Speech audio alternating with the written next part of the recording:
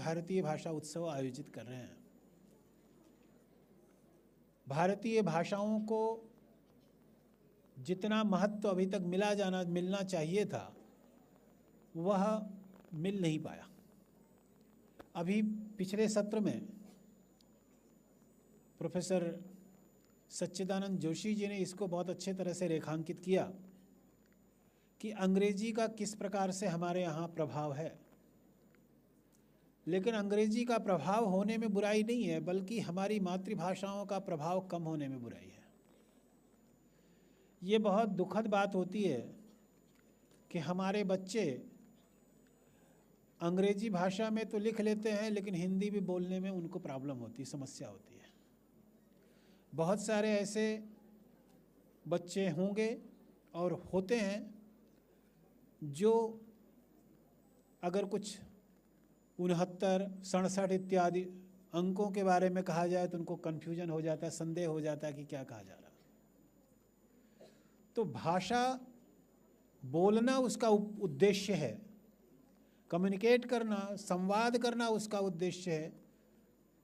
तो एक ऐसी भाषा में संवाद करना चाहिए जो भाषा हमारे मस्तिष्क में ज़्यादा व्यवस्थित तरीके से संरक्षित हो। तो हम एक तरह से कह सकते हैं कि जो भाषा है वो हमारे ज्ञान के लिए आधार का काम करती है। वाक्यपदीय में भर्तृहरि ने एक जगह पर कहा है, न सोस्ति प्रत्ययो लोके यह शब्दानुगमाद्रुते अनुभिद्धमिव ज्ञानम सर्वम शब्देन भाषते। तो कोई भी ऐसा ज्ञान नहीं होता है जो शब्द के बिना होता हो। तो ज्ञान शब्द के बिना नहीं होता, यानी शब्द के साथ उसका बहुत गहरा संबंध होता है। हम लोग संस्कृत के विद्यार्थी हैं। संस्कृत में 3 विषय ऐसे हैं जो विषय भाषा से संबद्ध हैं। आज भारतीय ज्ञान परंपरा के बारे में बहुत चर्चा की जाती है, और भारतीय ज्ञान परंपरा में 3 विषय ऐसे हैं जो विषय भाषा से संबद्ध हैं। एक है छंद, दूसरा है व्याकरण, और तीसरा है शिक्षा। शिक्षा एक ऐसा शास्त्र है जिसके माध्यम से, और संस्कृत में उपलब्ध है, जिसके माध्यम से शब्दों का, वर्णों का कैसे उच्चारण किया जाए, कहाँ पर किस तरह से वर्ण का उच्चारण होता है, इसके बारे में वो बताता है। और व्याकरण जो है यह भी भाषा से संबद्ध है, और छंद कविता की मात्राओं के बारे में, कविता किस प्रकार से की जाती है उसके बारे में। तो ये 3 ऐसे हैं जो कि भाषा से संबद्ध हैं। तो भाषा शास्त्रीय अध्ययन हमारे यहाँ बड़ा गंभीर हुआ करता था। पाणिनीय व्याकरण जो सभी व्याकरणों में सबसे श्रेष्ठ है, वो भारत में ही लिखा गया। लेकिन ये एक दुखद बात है कि हम भारतीय भाषाओं को उस तरह से महत्व नहीं देते जिस तरह से उसको दिया जाना चाहिए। जब हम देश के विऔपनिवेशीकरण की बात कर रहे हैं, भारतीय मानस के विऔपनिवेशीकरण की बात कर रहे हैं, तो वह तब तक संभव नहीं हो सकता है जब तक हम भाषा के क्षेत्र में, सोचने के क्षेत्र में, क्योंकि भाषा के क्षेत्र में मातृभाषा के माध्यम से कार्य करने के का मतलब होता है, क्या अभिप्राय होता है कि हम अपने सोच के ऊपर कोई लगाम नहीं रखते, सोच के ऊपर कोई नियंत्रण उस प्रकार से नहीं रखते। क्योंकि जो भाषा है, मातृभाषा, हम सोते समय भी उसी भाषा में सपने देखते हैं। यानी कि जब हम चेतनावस्था में नहीं होते पूर्णतया, तब भी वह भाषा हमारे चिंतन में चलती रहती है, विचार में चलती रहती है। तो ये एक बहुत महत्वपूर्ण पहल है। मैं आयोजकों को इसके लिए बधाई देता हूं, और आप सभी को इसके लिए अभिनंदन करता हूं कि आप लोगों ने भाषा में पुरस्कार प्राप्त किए हैं। धन्यवाद।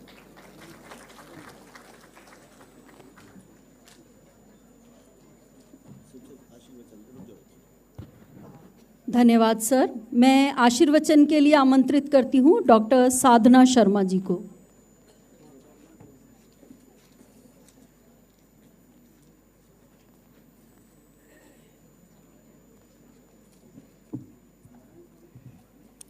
मंच पर उपस्थित सभी हमारे साथियों को और आप जो हमारे सामने हमारे प्राध्यापक साथी बैठे हुए हैं और जो हमारे विद्यार्थी हैं, उन सबका मैं बहुत स्वागत करती हूँ, क्योंकि भारतीय भाषा उत्सव एक ऐसा उत्सव है जो कि हमारी ज़िंदगी के साथ जुड़ा हुआ उत्सव है। 11 दिसंबर को जो भारतीय भाषा दिवस मनाया जाता है सुब्रमण्यम भारती जी के लिए, उनकी सौजन्य से, तो वो एक बड़ी बात इसलिए है कि भारतीय भाषाएं सभी विचार की दृष्टि से, भाव की दृष्टि से, संस्कृति की दृष्टि से आपस में मिली जुली हैं।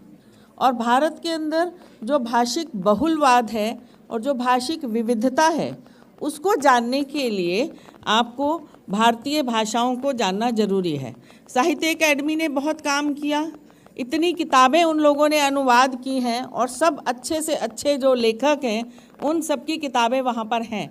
लेकिन मुझे कभी कभी इस बात का बहुत दुख होता है कि हम लोगों ने पढ़ने की परंपरा को लगभग छोड़ दिया है और ख़ास तौर पर हम जो प्राध्यापक हैं वो पढ़ने की परंपरा से थोड़ा थोड़ा दूर हो गए, क्योंकि अब हम प्रवक्ता हैं तो हम सिर्फ बोलेंगे नहीं, जब तक पढ़ेंगे नहीं बोल नहीं पाएंगे। बोलने के लिए पढ़ना ज़रूरी है, पढ़ने के लिए बोलना ज़रूरी है, दोनों चीज़ें ही बहुत ज़रूरी हैं। बहुत अच्छी बात अभी सच्चिदानंद जोशी जी ने कही और उनसे मेरा बहुत वार्तालाप होता रहता है। हमने उनको हमेशा हर ऐसे कार्यक्रम में बुलाया है और बहुत अच्छी बातें सुनी हैं। भाषा विज्ञान की जो बात उन्होंने कही, मुझे लगता है कि भाषा विज्ञान के अंदर भाषा शिक्षण बड़ा महत्वपूर्ण विषय है और टीचर्स को, जिनको ये लगता होगा कि शायद भाषा सिखाना बहुत मुश्किल है, तो मैंने विदेशी भाषा वाले लोगों को भी, जिनकी भाषा विदेशी थी, उनको भी मैंने उनका शिक्षण किया है, क्योंकि मैं भाषा विज्ञान की छात्रा हूँ। और भाषा शिक्षण बहुत आसान है। जैसे उन्होंने श स की बात की, तो कितना आसान है कि अगर मैं देखती थी कि बच्चे श और स नहीं बोल पा रहे हैं, स को श को स, तो हम उन्हें कहें कि अपनी जीभ जरा दांत के पास लाइए। आप सब में से जिसकी भी ये समस्या हो कि स को श और श को स बोलता है, तो पहले अपनी जीभ दांत के पास लाइए और स बोलिए, आप श बोल ही नहीं पाएंगे। इसी तरीके से अगर आप अपनी जीभ तालू के पास लाके बोलेंगे तो आप स नहीं बोल पाएंगे, श ही बोलेंगे। उच्चारण सिखाने का ये बड़ा ही रोचक और सरल तरीका है। इसी तरीके से तो सांस्कृतिक विविधता भारत में इतनी ज़्यादा है, भाषाएं इतनी सारी हैं। अंग्रेज़ी भी जाननी चाहिए। जितनी ज़्यादा भाषा आप जानेंगे उतना ज़्यादा साहित्य आप जानेंगे, उतनी ज़्यादा संस्कृति आप जानेंगे, उतना ज़्यादा आपका मानसिक विकास होगा। और सबसे बड़ी बात यह है कि आपके हृदय के अंदर बहुत खुलापन आएगा, हर भाषा के लिए सम्मान की बात आएगी। तो भाषाएं हमारे जीवन को, हमारे चरित्र को बनाने में मैं सुधाकर पाठक जी का बहुत बहुत धन्यवाद करती हूँ कि उन्होंने इस तरीके का कार्यक्रम आयोजित किया। हमारे कॉलेज में भी उन्होंने, हमारे महाविद्यालय में भी उन्होंने ये कार्यक्रम इस तरीके का आयोजित किया था और हम सब लोगों को उससे बहुत जानकारी मिली, हमारे विद्यार्थियों को। आप सब लोगों का बहुत बहुत धन्यवाद और उन विद्यार्थियों को बहुत बहुत शुभकामनाएं और उनकी मैं तारीफ़ करती हूँ, प्रशंसा करती हूँ कि आप लोगों ने हिंदी भाषा या अन्य भी किसी भाषा के अंदर जो भी अच्छा काम किया है उसके लिए आपको बहुत साधुवाद। धन्यवाद। धन्यवाद महोदया। मैं आमंत्रित करती हूँ हमारे मध्य उपस्थित प्रोफेसर हितेंद्र कुमार मिश्र जी को आशीर्वचन के लिए।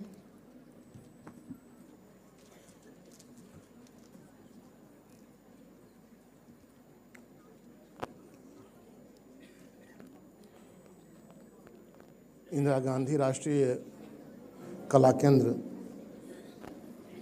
हिंदुस्तानी भाषा अकादमी और डॉक्टर अंबेडकर अंतर्राष्ट्रीय केंद्र के संयुक्त तत्वाधान में आयोजित इस भाषा उत्सव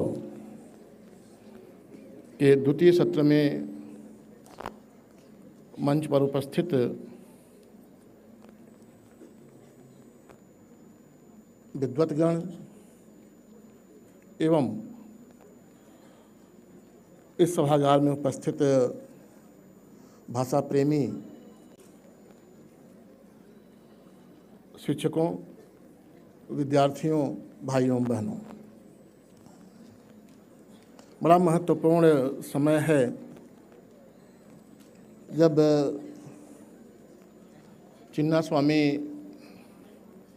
सुब्रमण्यम स्वामी के जन्मदिन के अवसर पर हम भारतीय भाषा उत्सव मना रहे हैं। भारतीय भाषा उत्सव की परिकल्पना के पीछे भारतीय भाषाओं के महत्व को रेखांकित करना, उन्हें केंद्र में लाना और उनके प्रति अपने निष्ठा, अपने विश्वास को प्रस्तुत करना है। भाषा को लेकर के जो धारणा हम सबके मन में विकसित होती है, उसके आधार पर मैं कहूँ तो भाषा सिर्फ बोलने का माध्यम नहीं है, बोलचाल का माध्यम नहीं है, बल्कि ये हमारी पूरी सांस्कृतिक परंपरा की पहचान है। और विशेष करके जब बच्चों के बीच इस बात को मैं कह रहा हूँ तो मुझे ध्यान आता है कि जिस पीढ़ी से हम लोग आते हैं, उस पीढ़ी के प्रारंभिक वर्षों में इस देश में मैं कहूँ तो 50 साल के ऊपर के जो लोग हैं, उनमें अधिकांश की जो शिक्षा है वो प्राइमरी विद्यालयों से हुई, प्राथमिक विद्यालयों से हुई। और तब जिस तरह की शिक्षा व्यवस्था थी, उस शिक्षा व्यवस्था में 3 बड़े महत्वपूर्ण विषय थे। नंबर 1 भाषा थी, भाषा का अध्ययन करते कराते थे हमारे शिक्षक। दूसरा गणित था और तीसरा विषय नैतिक शिक्षा हुआ करती थी। और इनमें भी भाषा और नैतिक शिक्षा का जो संबंध था वो बड़ा गहरा था। और उन भाषा और नैतिक शिक्षा में के माध्यम से जो हम अध्ययन करते थे, उसमें सिर्फ भाषा ही नहीं पढ़ते थे, बल्कि पूरी संस्कृति, पूरी पहचान, पूरी अपनी परंपरा को पढ़ते थे। चाहे वो चंदा मामा दूर के हों या ऐसे तमाम कविताएं, ऐसे तमाम संदर्भ। लेकिन कॉन्वेंट स्कूलों के आने के बाद जो परिवर्तन हुए, जो बदलाव हुआ, उन बदलावों में जब से हमारे पाठ्यक्रम में बाबा ब्लैक शिप आया, उस ब्लैक शिप ने हमारे चंदा मामा को, हमारी परंपरा को, हमारी संस्कृति को, हमारी पहचान को खत्म किया। इसलिए हम पुनः उसी को याद करते हुए कि भाषा से किस प्रकार हम अपने संस्कृति की रक्षा कर सकते हैं, किस प्रकार अपने अस्तित्व की रक्षा कर सकते हैं, किस प्रकार अपने संस्कारों की रक्षा कर सकते हैं। हमने परिणाम देखे हैं कि बाबा ब्लैक से पढ़ा हुआ लड़का कुछ लाख रुपए के लिए माँ बाप को घर में छोड़कर के चला जाता है अमेरिका। इसलिए हमें उससे वापस लौटना होगा, हमें अपनी पुरानी पद्धति में लौटना होगा। पूरे के पूरे अध्ययन में हम देखें तो भारतीय भाषाओं को लेकर जिस तरह से कॉलोनियल माइंडसेट की स्थापना हुई कि देश में तमाम प्रकार की भाषाएं हैं, तमाम परिवारों की भाषाएं हैं, तमाम तरह के विभाजन और वर्गीकरण किए गए।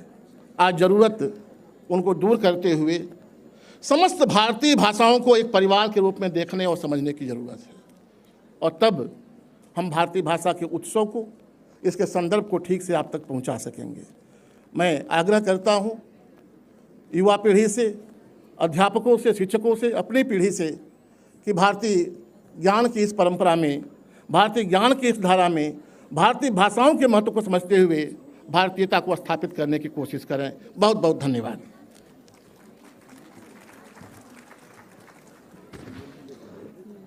बहुत बहुत आभार सर आपका। बहुत आपने अच्छे रूप से हमें वक्तव्य दिया अपना।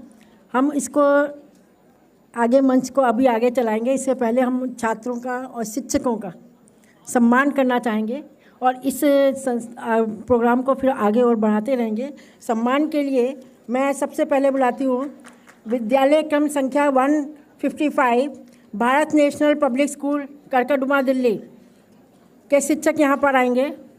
उसके बाद पंजीकरण संख्या 12 विद्यालय क्रम संख्या 190 होली चाइल्ड बसंत विहार के शिक्षक भी तैयार रहेंगे।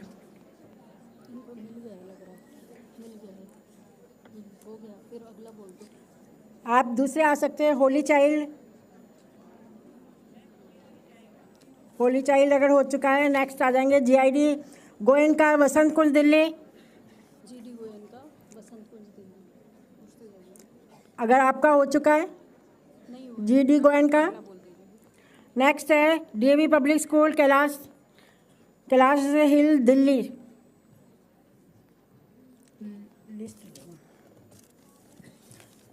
आइए जल्दी आइए, थोड़ा सा सभी शिक्षकों से मेरा सादर अनुरोध है कि थोड़ा शीघ्रता से आएँ। बहुत लंबी सूची है हमारे पास। नेक्स्ट है अगला विद्यालय क्रम संख्या 37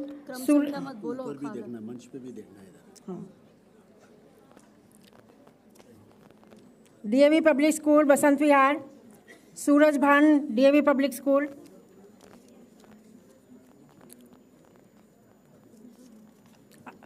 कृपया आप लोग आके खड़े हो जाएंगे तो ज़रा शीघ्रता से हो जाएगा।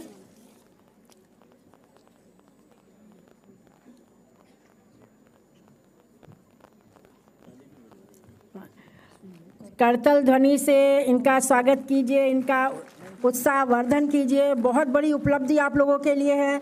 सभी एक दूसरे का उत्साह बढ़ाइए। अगला विद्यालय तैयार रहेगा